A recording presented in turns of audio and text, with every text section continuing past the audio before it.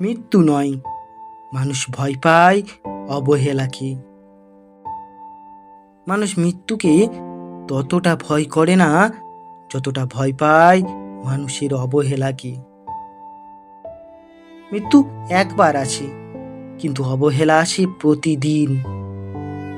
ভালোবাসার মুখোশ পড়ে নীরবে আঘাত করে।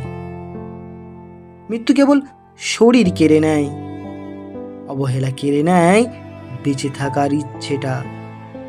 যাকে এক সময় মনের ভেতর জায়গা দিয়েছিলে, সেই মানুষ যখন দূরে সরে যায়, তখন বেঁচে থাকা কঠিনতম কঠিন মনে হয়।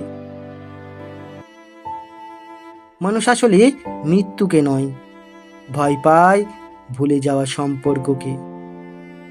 ভয় পায় প্রিয় মুখের নীরবতা আর উপেক্ষাকে।